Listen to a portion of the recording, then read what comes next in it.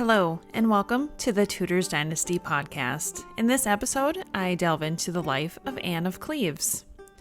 As you may already know, recently I did a survey about who was your favorite queen of Henry VIII. Not surprisingly, Anne Boleyn came in first, but in second place was, yes, you guessed it, Anne of Cleves. On my Tudors Dynasty Facebook page this week, I asked, what is it that you would like to learn about Anne? I discovered you want to know everything. I don't blame you, we know so little about her. So because of that, this will be part 1 of a part 2 or part 3 series. There's just so much to cover. If you've not noticed, I'm not like other podcasters. I do not do hour-long episodes. I find that for the average person, an hour is too long. We all live busy lives, so I try to keep it to 30 minutes max. This is why there are 2 or maybe 3 parts to the story of Anne of Cleves.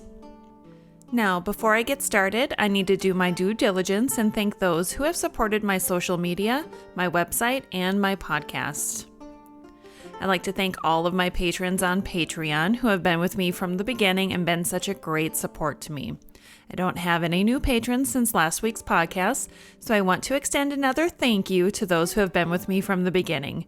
There are currently 23 of you who support me through Patreon, and I want you to know that your support means the world to me. If you feel the urge to join this amazing group of people, go to patreon.com/Tudors Dynasty and click on Become a Patron. You can choose the monthly level that fits your budget. For as little as $1 per month, you can join my inner circle of best friends. If you're not interested in a monthly donation, you can make a one-time donation like some of my other friends have, but please don't feel you have to. Any money you send my way is greatly appreciated, and it all goes back into the everyday costs that go into running this podcast and my website. If you're interested in learning more, send me an email to englishhistoryblogger@gmail.com. That's englishhistoryblogger@gmail.com. With that, thanks to all of you who have been with me from the beginning, those who have joined somewhere in between, and all of you who are first-time listeners. Welcome. Born on the 22nd of September, 1515 in Dusseldorf, Anne of Cleves was the daughter of John III, Duke of Cleves, and Maria Jülichberg. Like Catherine of Aragon, Anne of Cleves had the grandest lineage of any of his other wives. She was descended from Edward I of England and Louis XII of France. Her education was not that of a future queen. It was as a lady who would one day marry a duke or prince.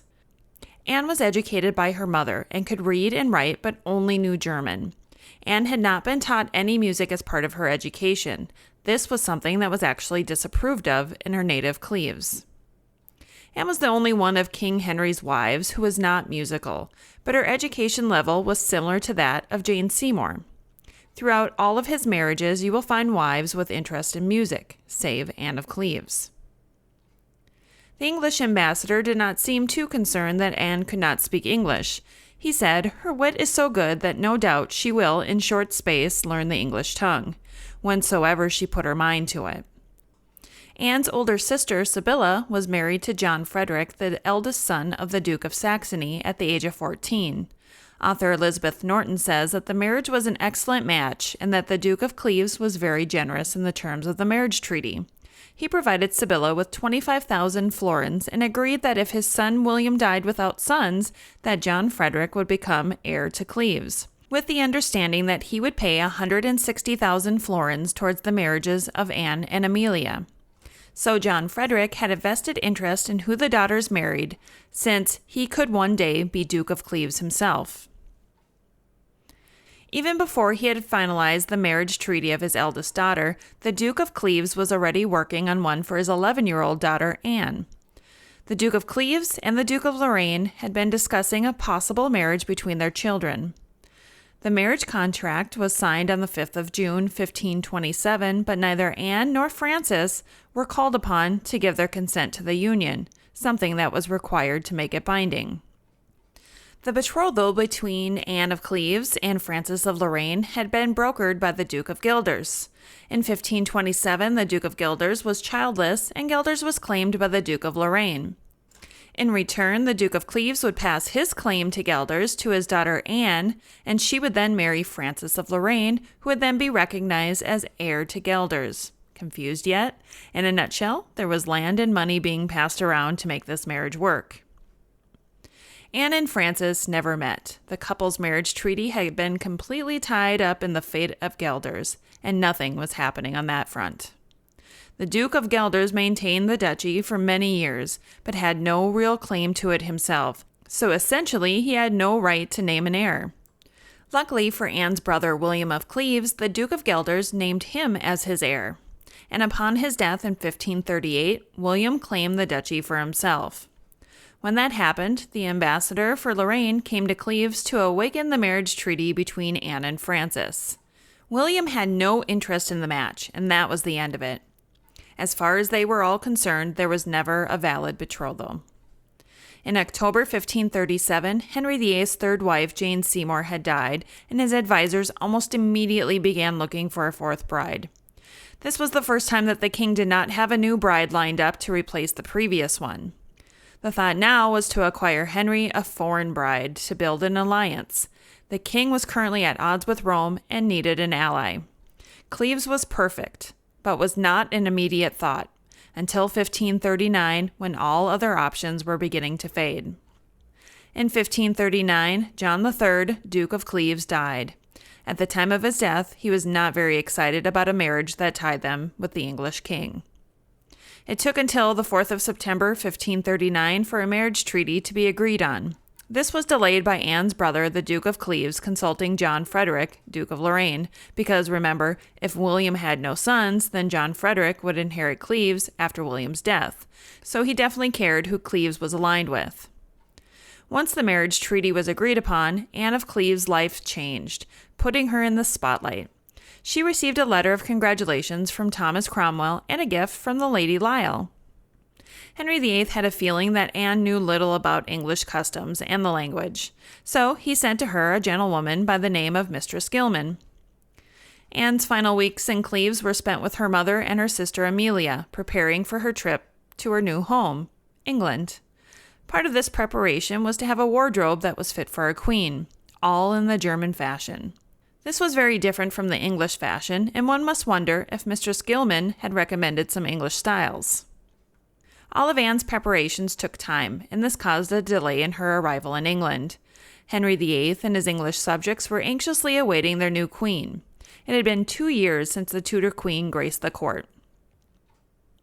When her departure day finally arrived, one can imagine that Anne's goodbyes to her family must have been difficult, yet she was off on a new adventure and was going to be Queen of England. She left Cleves with a train of 263 people, quite impressive.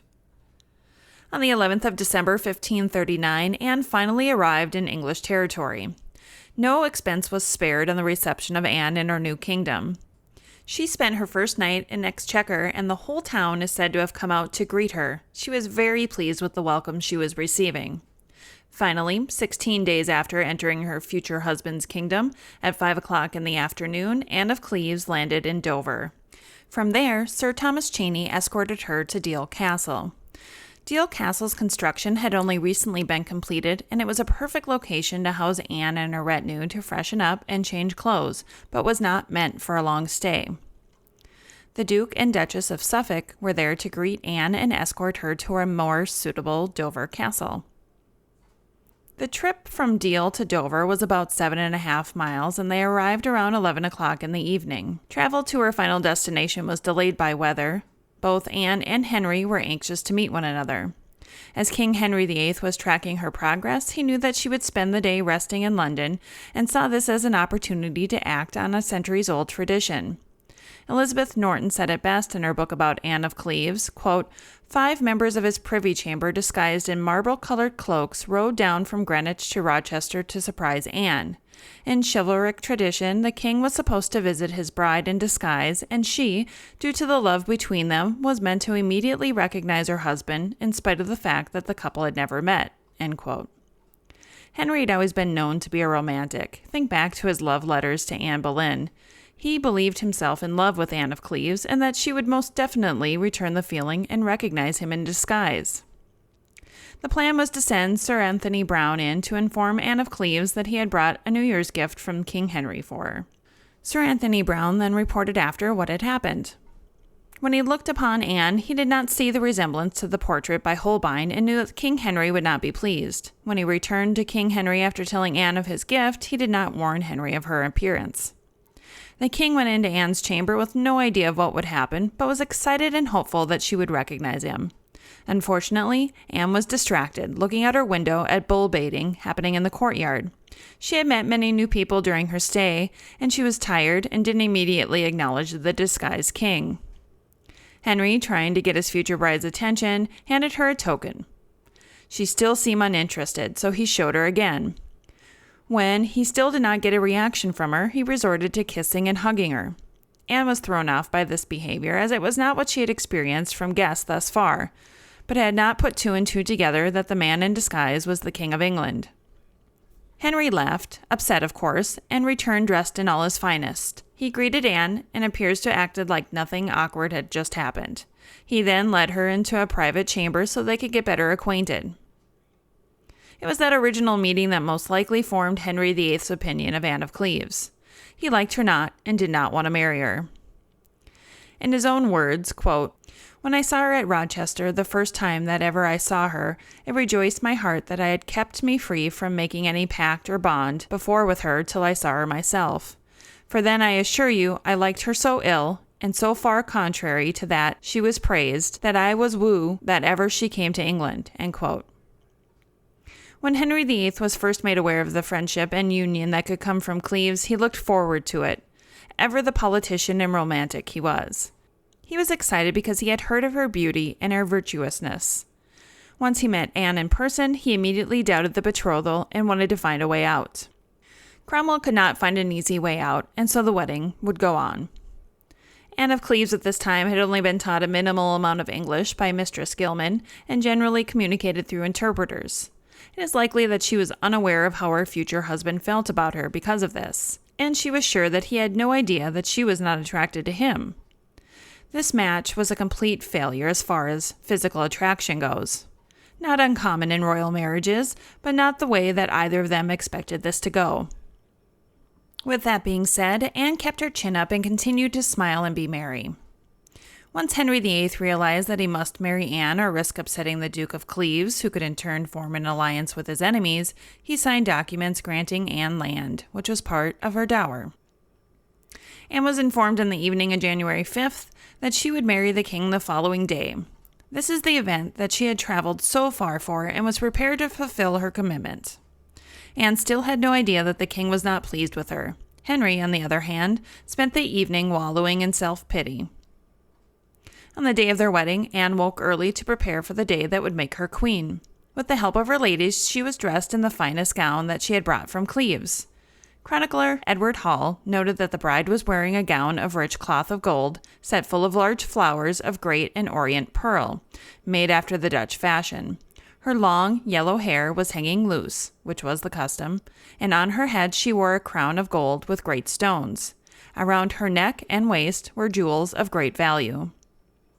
Once she was prepared for the wedding, Anne was to wait for Henry Bourchier, the second Earl of Essex, to escort her.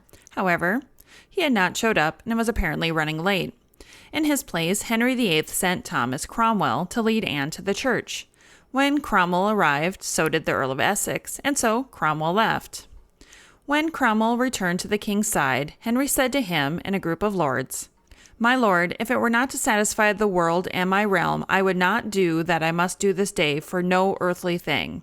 And then he walked away to the chapel, surely stomping his feet like a child. When Anne arrived at the chapel, it is said that she had most demure countenance and sad behavior. She passed through the king's chamber, all the lords going before her till they came to the gallery where the king was, to whom she made low curtsies and observances. Thomas Cromer, the Archbishop of Canterbury, performed the ceremony at 8 o'clock in the morning on the Feast of Epiphany, and in place of her brother, Anne was given away by the Count of Overstein. During the ceremony, Anne performed as she must, quietly speaking English, until on her finger was placed a ring which was engraved with "God send me well to keep." Upon the conclusion of the ceremony, the couple walked hand in hand to the king's closet, where they heard Mass together for the first time as husband and wife. From there, the newlyweds went to their wedding banquet. Later in the afternoon, it was said that Anne changed into a gown that was considered to be of masculine cut. Like things weren't bad enough with Henry not being attracted to her. Now she was also wearing more unattractive clothing.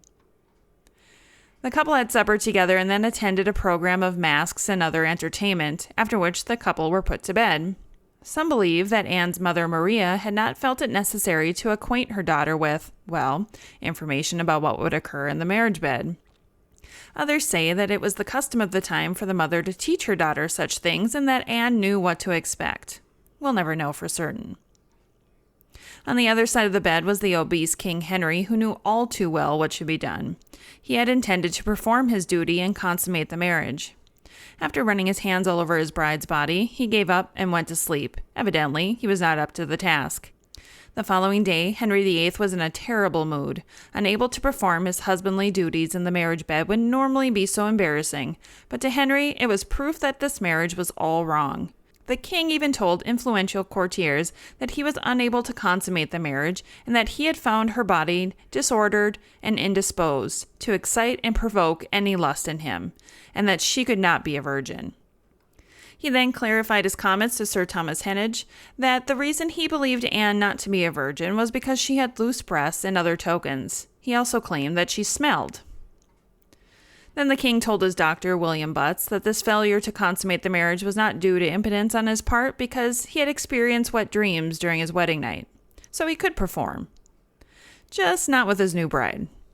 Interestingly enough, we know of a time when Henry was with Anne Boleyn that he experienced impotence because it was brought up during the trial of her brother George. So there we have it. Anne of Cleves was now Queen of England. Henry VIII was unhappy with the union and claims he could not consummate the marriage, but felt he definitely could perform the task with other women. And Anne of Cleves is still completely unaware that her time as queen will be short-lived. We'll stop there for today and continue on with the story next week in part 2. Thank you so much for joining me today for this Tudors Dynasty podcast. Until next time.